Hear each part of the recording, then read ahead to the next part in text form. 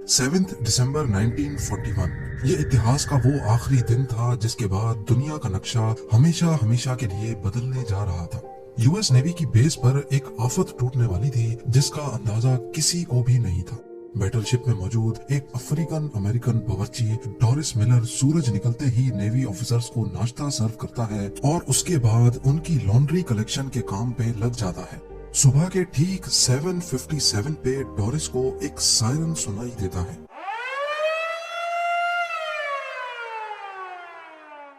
वो सायरन जो शायद कोई भी सेलर अपनी सर्विस में सुनना ही नहीं चाहता। वो फौरन बाहर निकलता है और ये देखकर हैरत ज़दा रह जाता है कि पूरा आसमान जापानीज बॉम्बर एयरक्राफ्ट से भरा हुआ है। पलक झपकते ही पूरी नेवल बेस पे तो जैसे कोई कयामत टूट पड़ी हो, क्योंकि जापानीज एयरक्राफ्ट ने चुन चुन कर अमेरिकन शिप्स को तबाह करना शुरू कर दिया। ये हमला यूएस की पर्ल हार्बर बेस पे किया गया था और आज हम जानेंगे कि जापान ने अमेरिका जैसे मुल्क पर हमला करने की इतनी बड़ी हिम्मत क्यों की थी। डोरिस मिलर नामी एक बावर्ची को अमेरिका का सबसे बड़ा अवार्ड क्यों दिया गया और अमेरिका ने जापान पर न्यूक्लियर हमला क्यों किया था। हमारी इस इंटरेस्टिंग कहानी की शुरुआत 1941 में होती है, जब वर्ल्ड वॉर 2 में अमेरिका ने चाइना को बचाने के लिए अपना सब कुछ दांव पर लगा दिया था। जी हाँ, वही चाइना जिसके खिलाफ आज 2023 में अमेरिका खुलकर बात करता है। हुआ कुछ यूं था कि वर्ल्ड वॉर 2 को स्टार्ट हुए 3 साल गुजर चुके थे, जिसमें एक साइड पे जर्मनी और इटली थे, जबकि दूसरी साइड पे ब्रिटेन, नीदरलैंड्स और फ्रांस थे। इस जंग में अमेरिका का कोई पार्ट नहीं था। अमेरिका पूरी तरह से न्यूट्रल था, क्योंकि वर्ल्ड वॉर 1 में हुए नुकसानात की वजह से अमेरिका खुद को यूरोप और एशिया में होने वाली जंग से बिल्कुल अलग रखना चाहता था।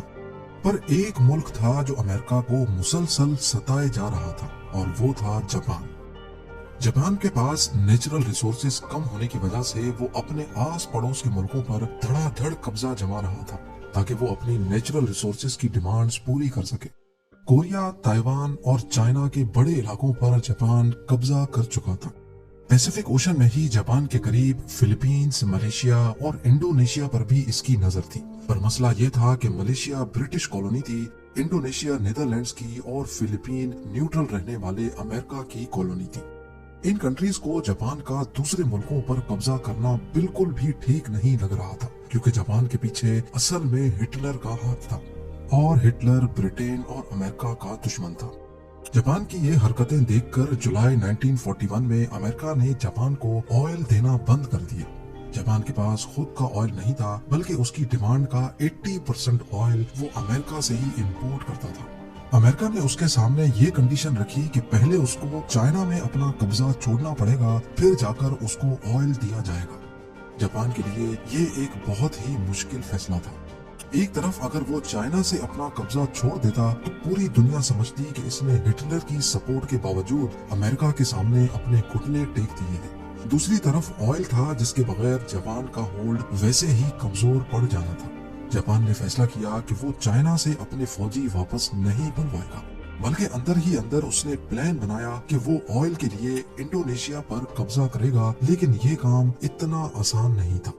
जैसा कि हम पहले भी जान चुके हैं कि इंडोनेशिया उस वक्त नीदरलैंड्स की कॉलोनी थी और वहां तक पहुंचने के लिए जरूरी था कि पहले फिलीपींस पर कब्जा किया जाए, जो कि अमेरिका की कॉलोनी थी। जापान को अच्छी तरह मालूम था कि अगर उसने फिलीपींस पर हमला किया तो उसकी जवाबी कार्रवाई पैसिफिक ओशन में ही मौजूद American naval base Pearl Harbor से की जाएगी। लेकिन क्योंकि जापान के पास अब ऑयल रिजर्व्स तेजी से खत्म होते जा रहे थे और उनके पास हमला करने के सिवा और कोई ऑप्शन नहीं बचा था, फिलीपींस पर नहीं बल्कि पर्ल हार्बर पर। जी हाँ, जापानीज मिलिट्री लीडर ने फैसला किया कि वो अमेरिका की पर्ल हार्बर बेस पे एक सरप्राइज अटैक करके पूरी बेस को ही उड़ा डालेंगे, ताकि उसके बाद जापान आसानी से फिलीपींस पे कब्जा कर सके।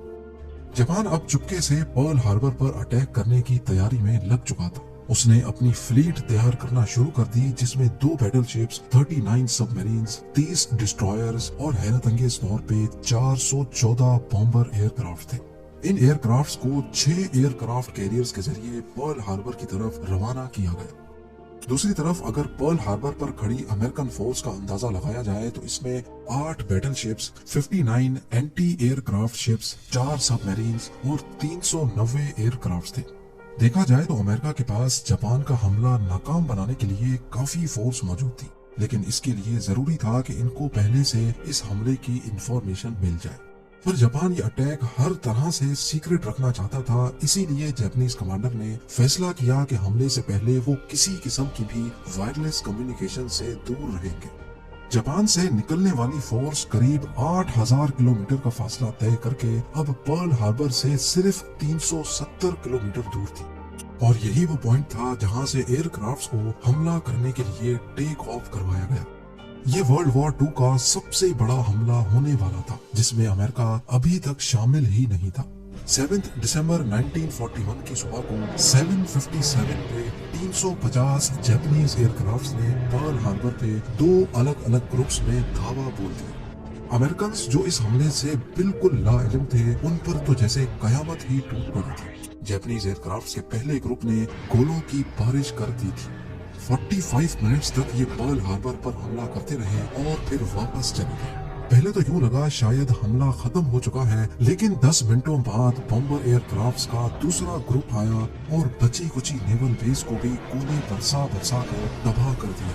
पूरे 1 घंटे और 15 मिनटों तक ये हमला जारी रहा, जिसमें जापान का पलड़ा हर तरह से भारी था। अमेरिका की 20 वेसल्स, 8 बैटलशिप्स और 300 से भी ज्यादा प्लेन्स को खड़े खड़े तबाह कर दिया गया था। जमीन को आग और आसमान को काले धुएं के बादलों ने छुपा दिया था। इसी दौरान अमेरिका की एक बैटलशिप में अफ्रीकन अमेरिकन बावर्ची डोरिस मिलर भी था, जिसका जिक्र हमने वीडियो की स्टार्टिंग में किया था। लॉन्ड्री कलेक्शन के दौरान डोरिस को एक सायरन सुनाई दिया। ये खौफनाक सायरन सुनकर जब तक वो बाहर आता, एक जापानीज टॉर्पेडो मिसाइल उनकी शिप पर आ लगा, जिसमें शिप कैप्टन समेत बहुत ऑफिसर्स जख्मी हो गए। डोरिस ने अकेले जख्मियों को सेफ जगह पे शिफ्ट किया और फिर एंटी एयरक्राफ्ट मशीन गन पे जाकर खुद जापानीज एयरक्राफ्ट्स पर पलट कर वार किया। उसने बगैर ट्रेनिंग के टोटल 6 जापानीज तैयारे मार गिराए थे, जबकि इस हमले में जापान ने टोटल 29 एयरक्राफ्ट्स खोए थे। डोरिस मिलर पहला अफ्रीकन अमेरिकन था जिसको बाद में नेवी क्रॉस दिया गया। ये अवार्ड यूएस नेवी का सबसे बड़ा, जबकि यूनाइटेड स्टेट्स में मेडल ऑफ ऑनर के बाद दूसरा बड़ा अवार्ड है। 1 घंटे 15 मिनट हमला आवर होने के बाद जापानीज एयरक्राफ्ट तो वापस चले गए, लेकिन वो अब अमेरिका को भी वर्ल्ड वॉर 2 में धकेल चुके थे। वही अमेरिका जो इस हमले से पहले वर्ल्ड वॉर 2 में शामिल ही नहीं था। अमेरिका ने पर्ल हार्बर पर हमले के अगले ही दिन जापान को सबक सिखाने का फैसला कर दिया और उनके खिलाफ खुली जंग का ऐलान भी कर दिया। अगले 3 महीनों तक अमेरिका अपनी नेवल बेस को वापस रीस्टोर करने में लगा रहा। खुशकिस्मती से कई शिप्स शैलो वाटर में डूबी थीं जो रिपेयर के काबिल भी थी। 4 महीनों के बाद अमेरिका ने जापान पर वैसे ही हमला किया जैसे उन्होंने पर्ल हार्बर पे किया था। जी हाँ, अप्रैल 1942 में अमेरिका ने जापान के कैपिटल टोक्यो पर बमों की बरसात कर दी। ये अमेरिका का वर्ल्ड वॉर 2 में किया जाने वाला पहला हमला तो था, लेकिन इसके बाद अमेरिका ने बस नहीं की। अगले 4 सालों तक जापान और अमेरिका की शदीद लड़ाई चलती रही, जिसमें अब अमेरिका का पलड़ा भारी था। जापान इस जंग में बहुत कमजोर हो चुका था, लेकिन वो किसी सूरत हार नहीं मान रहा था। अमेरिकन के सामने सरेंडर नहीं कर रहा था। आखिरकार अगस्त 1945 में अमेरिका ने जापान के खिलाफ अपना आखिरी कार्ड इस्तेमाल कर ही डाला। 6 अगस्त 1945 को सुबह के 8 बजे जापान के हिरोशिमा शहर के ऊपर एक Boeing B-29 super fortress aircraft देखा गया। इस जहाज ने 4400 केजी वजनी लिटिल बॉय नामी बॉम्ब हिरोशिमा के ऊपर गिरा डाला। एग्जैक्टली 43 सेकंड्स के बाद एक जोरदार धमाका हुआ और सब कुछ वाइट हो गया। उसके बाद एक फायरबॉल जमीन से आसमान की तरफ गया, जिसने जमीन का टेम्परेचर 5000 डिग्री सेल्सियस तक पहुंचा दिया। ये हिस्ट्री का पहला न्यूक्लियर अटैक था, जिसने सिर्फ एक चुटकी में ही पूरे हिरोशिमा पर 80% से भी ज्यादा बिल्डिंग्स को मिट्टी का ढेर बना दिया। जापानीज मिलिट्री लीडर्स के तो जैसे पैरों तले जमीन ही खिसक गई थी। अभी वो कुछ और समझते कि 3 दिनों के बाद 9 अगस्त को अमेरिका ने जापान के शहर नागासाकी पर भी न्यूक्लियर बॉम्ब गिरा दिया। ये मार्क 3 बॉम्ब था, जिसका कोड नेम फैट मैन रखा गया था। 4670 केजी वजनी इस बॉम्ब ने गिरते ही पूरे शहर को सफाए हस्ती से ही मिटा डाला। یہ وہ 2 نیوکلیئر بامز تھے جو انسانوں پر استعمال ہونے والے پہلے اور آخری بامز تھے۔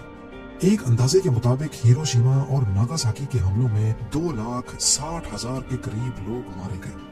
اس حملے کے اگلے ہی ہفتے جاپان نے امریکہ کے سامنے سرنڈر کر لیا اور اس کے ساتھ ہی ورلڈ وار 2 بھی اپنے انجام کو پہنچی۔ امید